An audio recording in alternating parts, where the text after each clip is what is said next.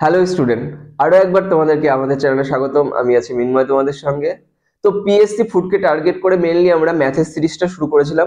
Math শুধুমাত্র আমাদের PSC তে ফুডে আসবে সেটা নয়, অনন্য প্রত্যেকটা যদি আমাদের এক্সাম খেয়াল করি তাহলে কিন্তু আমাদের ম্যাথ একটা গুরুত্বপূর্ণ বিষয়। কারণ কি, আমাদের টোটাল যদি 100 মার্কসের পরীক্ষা হয়, ফুডে আমাদের 50টা আছে, কিন্তু অনন্য পরীক্ষা দেখবো আমাদের 30টা ম্যাথ থাকবেই থাকবে।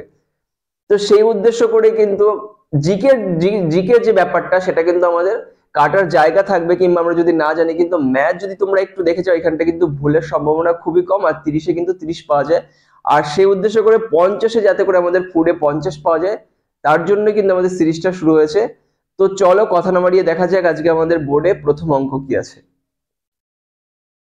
তো বোর্ডে আমাদের ফার্স্ট অঙ্ক বলে দিয়েছে, একটা বলে দিয়েছে আমাদের কি থেকে, আমাদের নৌকা স্রোত থেকে একটা অঙ্ক দিয়েছে। কি বলে দিয়েছে, এক ব্যক্তি স্রোতের প্রতিকূলে একটি দূরত্ব অতিক্রম করতে 8 ঘন্টা সময় নেয়, স্রোতের অনুকূলে যেতে 6 ঘন্টা সময় নেয়।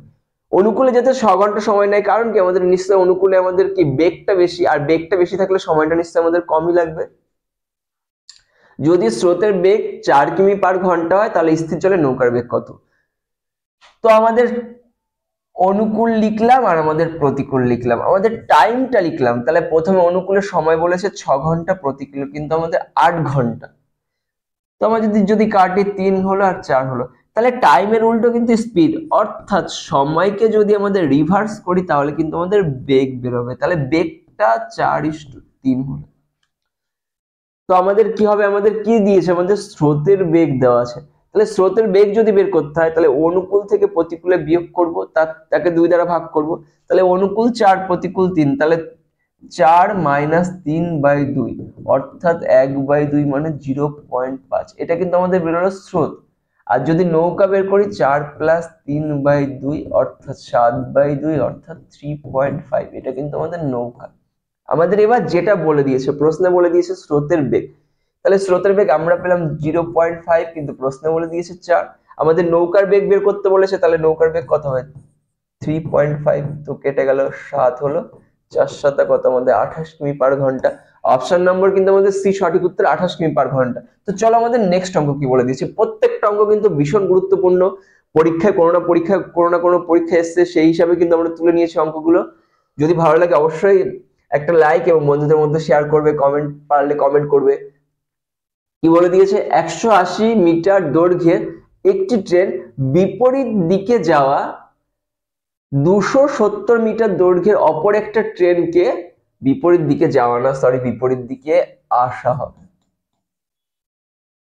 অপর একটা ট্রেনকে 10.8 সেকেন্ডে অতিক্রম করে। প্রথম ট্রেনটির বেগ যদি 60 কিমি/ঘন্টা হয়, দ্বিতীয় ট্রেনটির বেগ কত? তো আমাদের টোটাল আমাদের কি আছে, দুটো ট্রেন আছে বিপরীত দিক থেকে আসছে। তো প্রথমটা বলে দিয়েছে 180 মিটার, আর দ্বিতীয়টা বলে দিয়েছে কত, 270 মিটার। আর প্রথম ট্রেনটার এইটার মধ্যে বেগ বলে দিয়েছে 60 কিমি/ঘন্টা, এটার বেগ কত বের করতে বলেছে। আমাদের যখন আমরা বিপরীত দিক থেকে আসছে তাহলে আমাদের নিশ্চয়ই দৈর্ঘ্য সবসময় যোগ, আর বেগ থাকলে বেগটা কিন্তু যোগ করতে হয় যদি বিপরীত দিক থেকে আসে। যদি একই দিকে যায় তাহলে বেগটা বিয়োগ করতে হয়। তাহলে টোটাল আমাদের কত পেয়ে গেছে, আমাদের দূরত্বটা 270 + 180, তাহলে আলটিমেট আমাদের 0.5 450 কি হলো, ইউনিটটা হলো 50 মিটার হলো। কত সেকেন্ডে অতিক্রম করেছে, তাহলে দূরত্বকে যদি সময় দ্বারা ভাগ করি তাহলে আমাদের নিশ্চয় যখন অতিক্রম করেছে তখন তার মধ্যে দুটো বেগই রয়েছে। তো এটা মিটার হলো আর এটা সেকেন্ড হলো। এটাকে কিমি/ঘন্টা নিতে গেলে আমাদের 18/5 দ্বারা গুণ করতে হয়। 18/5 দ্বারা গুণ করতে হয়, এটা তোমরা যদি আগের ভিডিওগুলো দেখো তাহলে অবশ্যই দেখবে এখানটা কিভাবে 18/5 আসবে। তো আমাদের পয়েন্টের জন্য আমাদের একটা 1 হলো, এক ঘর আছে, একটা 0 হলো। তো 5 দিয়ে কাটলে 2 হলো, এটা কাটলে আমাদের 6 হলো। যদি আমাদের 3 দিয়ে কাটি আমাদের 150 হলো, আর 3 দিয়ে কাটলে 2 হলো, 2 2 কেটে গেল। তাহলে আমাদের টোটাল যে বেগটা হলো, অর্থাৎ দুটোর বেগ মিলে হলো কত, আমাদের 150 কিমি/ঘন্টা। তার মধ্যে কিন্তু আমাদের একটা বেগ বলে দিয়েছে, তাহলে 60 কিমি/ঘন্টা হয়, তাহলে আরেকটা বেগ নিশ্চয়ই আমাদের কত হবে, 90 কিমি/ঘন্টা হবে। খুব গুরুত্বপূর্ণ একটা অঙ্ক, যেটা পরীক্ষার ক্ষেত্রে ভীষণ পরিমাণে আসে। তো চলো আমাদের নেক্সট অঙ্ক কি বলে দিয়েছে। বলেছে দুধপূর্ণ একটা পাত্র থেকে 2 লিটার দুধ তুলে তার পরিবর্তে জল ঢালা হলো। এই পদ্ধতি আরো 3বার করা হলো। তাহলে আমাদের প্রথমে যদি একটা দুধপূর্ণ একটা পাত্র আছে, তাহলে প্রথমে 8 লিটার দুধ তুলে নিয়েছে, 8 লিটার দুধ তুলে তার পরিবর্তে জল ঢালা হয়েছে। এই পদ্ধতি আরো কতবার করেছে? 3বার করেছে, অর্থাৎ টোটাল পদ্ধতি কিন্তু আমাদের 4বার হয়েছে। তারপরে গিয়ে দেখলাম, লাস্টে দিকে গিয়ে দেখলাম আমাদের দুধ আছে কত, 16:65 অনুপাতে আছে। তো এইটা বের করতে গেলে খুব তাড়াতাড়ি কিভাবে শর্ট ট্রিক্সে চলে আসবে, তাহলে টোটাল আমরা আগে বের করে দেবো। প্রথমে ছিল কত, 16, তারপরে কত 65 আর 16 যদি যোগ করি তাহলে আগে কত হবে, 81 হবে। এবার আমাদের 16কে যদি ভাঙি, আমাদের এইখানটা কতবার, প্রথমে একবার করেছে, তারপরে 3বার, টোটাল কিন্তু আমাদের 4বার করেছে। তাহলে 4বার যখন করেছে তখন এটাকে এমন ভাবে ভাঙতে হবে পাওয়ারটা যাতে করে 4 আসে। 2 দিয়ে কাটলে 8 হলো, 2 দিয়ে কাটলে আমাদের 4 হলো, 2 দিয়ে কাটলে 2 হলো, অর্থাৎ 2 কে যদি 4বার করি তাহলে 16 হলো। আর একই রকম ভাবে 3 কে 4বার করলে কত হলো আমাদের, 3 কে 4বার করলে কত হলো, 81 হলো। তাহলে আমাদের 2 আর 3 লিটার, তার মানে টোটাল কত লিটার করে উঠলো, 1, কিন্তু প্রশ্নের মধ্যে বলে দিয়েছে 8, আর প্রথম পাত্রে বলে দিয়েছে কত, সরি এটা 65 হবে না, প্রথম পাত্রে বলেছে পাত্রের শুরুতে কত লিটার ছিল, তাহলে 3 এর মান কত, তাহলে টোটাল কিন্তু আমাদের পাত্রের শুরুতে ছিল কিন্তু আমাদের 24 লিটার। অপশন নম্বর এইটাই কিন্তু খুব ইজিয়েস্ট একটা প্রসেস, আর যদি না হলে করতে গেলে কিন্তু অনেকটা টাইম লাগবে আমাদের, যেটা পরীক্ষার ক্ষেত্রে কিন্তু আমরা নামিয়ে আসতে পারবো না, খুব অসুবিধা হবে। এইটা করলে আমাদের খুব তাড়াতাড়ি 30 সেকেন্ডও লাগবে না, হয়তো মুখে মুখে কারো হয়ে যেতে পারে। তো চলো নেক্সট অঙ্ক কি বলে দিয়েছে আমরা। কোনো আসল 15 বছরে 15 বছর 6 মাসে 3 গুণ হয়েছে, কত বছরে সেটা দ্বিগুণ হবে? তাহলে 15 বছর 6 মাস, 15 বছর 6 মাস, 6 মাসকে বছরে দ্বারা ভাগ করলে অর্থাৎ কত, 15.5, 3 গুণ হয়েছে, অর্থাৎ আসল যদি 1 টাকা, সবসময় আমাদের সরল সুদ যখন করবো 1 টাকা কিংবা 100 টাকা ধরতে পারি, আসল 1 টাকা, সুদ কিন্তু আমাদের 2 টাকা।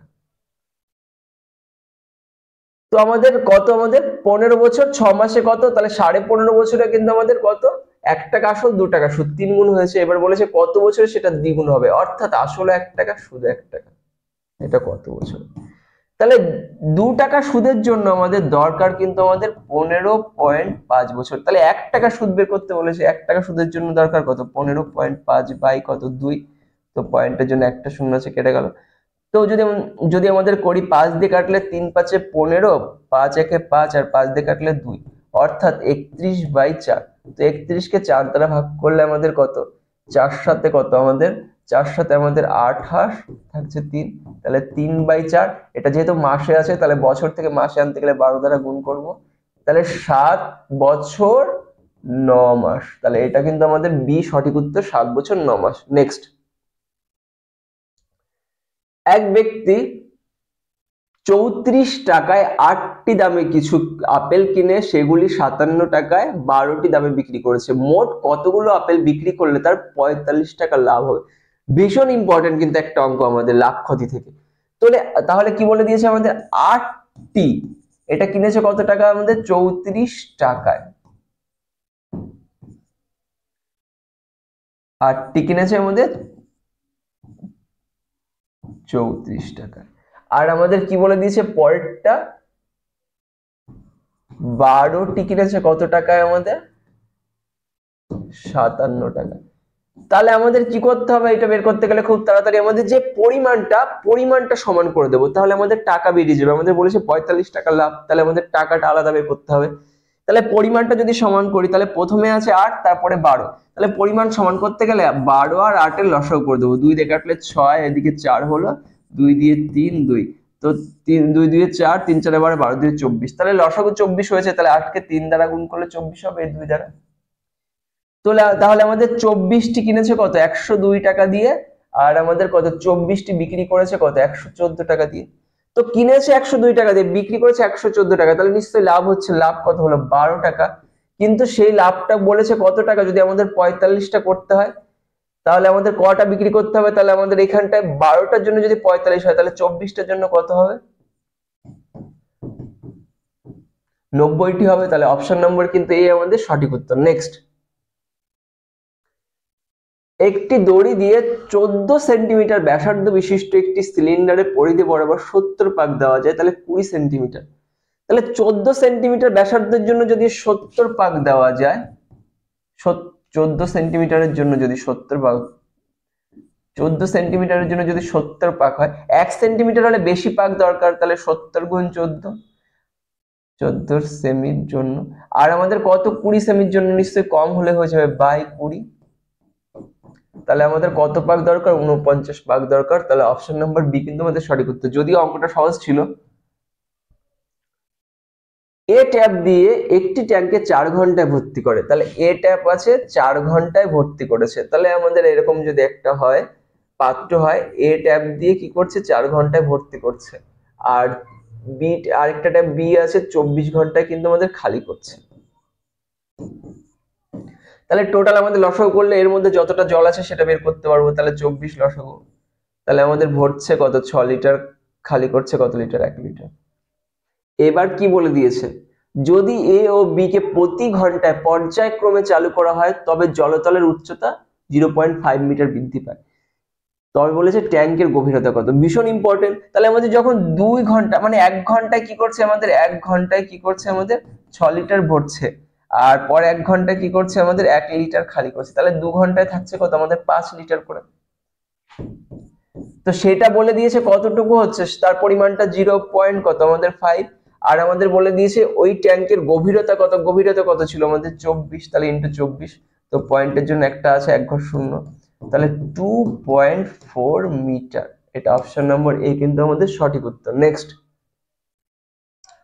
একটি গাড়ি তার যাত্রা পথের প্রথম 39 কিলোমিটার দূরত্ব 25 মিনিটে এবং বাকি 25 কিলোমিটার দূরত্ব কত মিনিটে অতিক্রম করেছে? 60 মিনিটে। গাড়িটির গড় বেগ কত? তাহলে টোটাল আমাদের যদি এরকম একটা ডিস্টেন্স হয়, প্রথমে কত আমাদের 39 কিলোমিটার, এটা কত মিনিটে গেছে? এটা 45 মিনিটে গেছে। আর পরে 25 কিলোমিটার এটা গেছে কত মিনিটে? 35 মিনিটে। তাহলে টোটাল ডিস্টেন্সটা কত হলো? টোটাল ডিস্টেন্স 39 প্লাস 25, 9 5 14 4, হাতে আমাদের 1, টোটাল ডিস্টেন্সটা কিন্তু 64 কিলোমিটার। আর টোটাল সময়টা কত লাগছে আমাদের? এখানে প্রথমে লাগলো 45, পরে লেগেছে 35, তো 80 হলো। তাহলে 80, এটা ইউনিটটা ছিল মিনিট, এটাকে ঘন্টা করতে গেলে নিশ্চয়ই আমাদের 60 দ্বারা গুণ করব। তো 8 8 64, তাহলে আমাদের গড় বেগ যেটা ছিল 48 কিমি পার ঘন্টা। অপশন নম্বর বি কিন্তু আমাদের সঠিক উত্তর। নেক্সট কি বলে দিয়েছে, বলে দিয়েছে যদি 8a5146b সংখ্যাটি 88 দ্বারা বিভাজ্য হয় তাহলে ab এর মান কত। খুব ইম্পর্টেন্ট অঙ্ক। আমরা যদি এসএসসি যে এক্সাম গুলো যদি খেয়াল করি তাহলে দেখবো যে নাম্বার সিস্টেম আছে তার থেকে কিন্তু এই অঙ্কগুলো ভীষণ পরিমাণে এসছে বারবার করে পরীক্ষায়।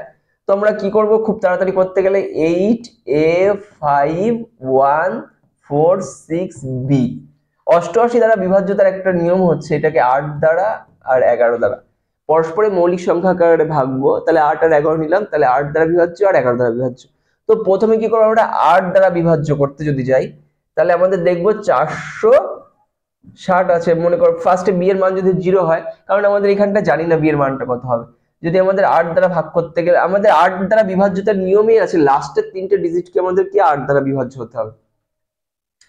তো 5 8 কত হলো 40, আর আমাদের 6, তো শূন্য হলে হবে না, আমাদের যদি এখানটা 4 নামাই তাহলে কিন্তু 8 8 কিন্তু আমাদের 64 হয়ে গেল। তাহলে এটা 0 হবে না, এটা হবে কিন্তু 4।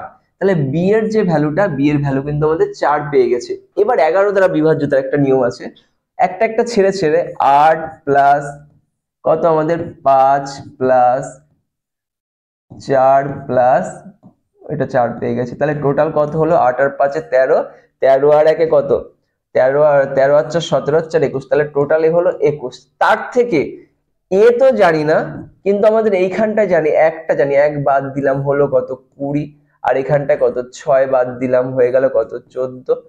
যদি 0 করতে হয় আমাদের এইখানটায় 0 কিংবা 11 করলেই হয়ে যাবে। তাহলে এইখানটায় আমাদের কি হবে, এর ভ্যালুটা এমন ভাবে নিতে হবে, এইখানটায় 14 আছে, 14 থেকে যদি আমাদের এখানটায় 3 বাদ দিই তাহলেই কিন্তু আমরা পেয়ে যাবো 11। হয় 11 হতে হবে নাহলে 0 হতে হবে। তাহলে আমাদের a এর যে ভ্যালুটা সেটা কিন্তু আমরা পেয়ে গেলাম কিন্তু 3, আর b এর ভ্যালুটা পেয়ে গেলাম কিন্তু আমাদের কত কত পেয়ে গেলাম, b এর ভ্যালুটা 4। তাহলে আমাদের a আর b এর মান কত, a b এর মান নিশ্চয়ই গুণ সম্পর্কে আছে, 3 4 এ কত 12। তো চলো আমাদের নেক্সট অঙ্ক কি বলেছে। আগের অঙ্কটা কিন্তু খুব গুরুত্বপূর্ণ একটা অঙ্ক ছিল। তিনটে সংখ্যার গড় 30, তাহলে তিনটে সংখ্যার সমষ্টি কত হবে, 30 গুণ কত 3, তাহলে 3 30 কিন্তু আমাদের হলো কিন্তু 90। এবার কি বলে দিয়েছে, যদি প্রথম সংখ্যাটি দ্বিতীয় সংখ্যার 2 এর 3 গুণ, অর্থাৎ দ্বিতীয়, তাহলে তিনটে সংখ্যা আছে, প্রথম সংখ্যা, দ্বিতীয় সংখ্যা, তৃতীয় সংখ্যা। তো প্রথম ক্ষেত্রে বলেছে তাহলে দ্বিতীয় সংখ্যাটা যদি 3 হয় তাহলে প্রথম সংখ্যাটা কিন্তু 2, আর এবং দ্বিতীয় সংখ্যাটি তৃতীয় সংখ্যার 3-এর 4 গুণ, অর্থাৎ তৃতীয় সংখ্যা যদি 4 হয় দ্বিতীয়টা কিন্তু 3 হবে। এটা কিন্তু অবশ্যই পেয়েই গেছে, এটা 4 হলে এটা 3 হবে, এটা 3 হলে এটা 2 হবে। তাহলে আমাদের তিনটে মিলে কত হলো? 4 আর 3 27, আমাদের হলো 9, কিন্তু প্রশ্নে বলে দিয়েছে আমাদের 90। আমাদের কি বের করতে বলে দিয়েছে? তবে প্রথম সংখ্যাটি কত? প্রথম সংখ্যাটা 2, তাহলে প্রথম সংখ্যাটা হয়ে গেল কিন্তু আমাদের 20। অপশন নম্বর কিন্তু ডি আমাদের সঠিক উত্তর। নেক্সট একটা অঙ্ক বলে দিয়েছে a plus b plus c এর মান বলে দিয়েছে, a square b square c এর মান বের করতে বলেছে। Find the value of a minus b square b minus c square c minus c square. তো করতে গেলে আমরা কি করব? এখানটা আগে a মাইনাস b স্কয়ার সূত্র আমরা জানি, a square minus 2ab plus b square. b minus c এর মান জানি b square minus 2bc plus c square, আর c square minus 2ca plus a square. তাহলে আমাদের a স্কয়ার এখানে একটা আছে, এখানে একটা আছে, দুটো a স্কয়ার আছে, 2 দুটো a স্কয়ার আছে, b স্কয়ার, তাহলে শুধুমাত্র b স্কয়ার লিখে দিলাম, আর c স্কয়ার, তাহলে কত? শুধু c মাইনাস, তাহলে প্রত্যেকটার মধ্যে 2 কমন আছে, যদি আমাদের এইগুলো আমি লাল কালি দিয়ে মার্ক করছি, তাহলে 2 কমন নিলে কত হলো? ab মাইনাস হয়ে যাবে প্লাস bc প্লাস c। তো 2 into a square plus b square plus c square, তাহলে 2 into a square plus b square plus c square এর মানটা কিন্তু বেরোলো আমাদের কত? এর মানটা দেওয়া আছে আমাদের 2 গুণ 155 মাইনাস, এবার 2 into a plus b plus c, এই টোটালটার মান কিন্তু বেরিয়েছে আমাদের কত? 206। তাহলে আমাদের 310 হলো মাইনাস 206, তাহলে এটা কত হবে? 4, আর এদিকে কত? যদি 1 হয় 0 হয় 104। তো 104 অপশন নম্বর কিন্তু আমাদের এ কিন্তু আমাদের সঠিক উত্তর 104। তো চলো আমাদের আজকে লাস্ট অঙ্ক কি আছে? লাস্ট না আরেকটা আছে হয়তো। দুটো সংখ্যার অনুপাত আমাদের বলে দিয়েছে আমাদের 4:7 এবং তাদের ঘন অর্থাৎ কিউব। তো 4 কে যদি কিউব করা হয় 64, আর যদি আমাদের 7 কে কিউব করা হয় 343। এইটুকু আমাদের অনুপাত থেকে আমাদের এইটুকু আসলো। তো আমাদের যদি আমাদের যোগ করা হয় তাহলে 343 প্লাস কত? 64, এটা করলে কত? 407। তো আমাদের 407 হলো, কিন্তু প্রশ্নে বলে দিয়েছে 407 কটা শূন্য? তো যদি আমাদের কাটি কত হলো? যেহেতু আমাদের ঘন আছে তাহলে এইটাকে কি করতে হবে? আমাদের ভাঙতে হবে। তাহলে 10 কে কিউব করলে কি হবে? আমাদের ভাঙা হয়ে গেল, তাহলে 10 এর কিউব কিন্তু আমাদের 1000। তো আমাদের কি বলে দিয়েছে? তবে বৃহত্তম সংখ্যাটি, তাহলে বৃহত্তম সংখ্যাটি যদি হয় তাহলে গুণ 10, আর ক্ষুদ্রতম সংখ্যাটি হলেও গুণ 10। তাহলে ক্ষুদ্রতম সংখ্যা 40 আর বৃহত্তম সংখ্যা কিন্তু আমাদের 70। তাহলে 70 অপশন নম্বর এ কিন্তু আমাদের সঠিক উত্তর। এইটা কিউব করে যেটা হয়েছে সেটা কিন্তু আমাদের অনুপাতে বসাতে হবে। নেক্সট লাস্ট অঙ্ক আমাদের আজকে 7b মাইনাস 1/4b এর মান যদি 7 হয় তাহলে বলে দিয়েছে 16b square plus 1/49b square এর মানটা কত? তাহলে কিভাবে করব? তাহলে আগে যেটা বলেছে দেখি সেটা আগে বসিয়ে নিই। তাহলে 16b square plus 1/49b square, তো 16 মানে কত? 4b স্কয়ার, আর 49 মানে কত? 1/7b তার স্কয়ার। তাহলে এটা a square plus b square একটা সূত্র আমরা শিখেছি, 4b plus 1/a plus b তার square minus 2 into a into, তো আমাদের মানটা কিন্তু আমাদের এখানটা মাইনাস দিয়ে আছে, তাহলে কি করতে হবে? তাহলে কিন্তু এই যে সূত্রটা, দুটো সূত্র হয়, তাহলে কিন্তু আমরা এটা মাইনাসের সূত্র অ্যাপ্লাই করব, আর এখানটা কিন্তু প্লাস হবে। যেটা বলবে সেই সূত্রটা অ্যাপ্লাই করব। তো আমাদের প্রথমে কিন্তু আমাদের মানটা কি আছে? 7, আর এই মানটা কিন্তু 4, কিন্তু এইখানে দেখলাম মানটা 4 আর এটা কিন্তু 7। তখন কি করতে হবে? এই যে যেটা থাকবে এটাকে কিন্তু আমরা কি দিয়ে গুণ করব? 7/4, তো তাহলে এটাকে গুণ করব আমরা 4/7 দিয়ে। তাহলে একই রকম ভাবে এটাকে গুণ করব 4/7 দিয়ে। তো এটা কেটে গেছে। তো যদি গুণ করা হয় দেখবো আমরা 4b মাইনাস 1/7b হবে ইকুয়াল টু 4। তাহলে এই মানটা পেয়ে গেছি তার। তাহলে 4 এর স্কয়ার প্লাস কত? 4 2 কত? 8 বাই কত আমাদের 7। তাহলে 4 4 কত? 16 প্লাস 8/7। 7 16 112, তার সঙ্গে যদি আমাদের 8 যোগ করা 120/7। তো অপশন নম্বর সি কিন্তু আমাদের সঠিক উত্তর।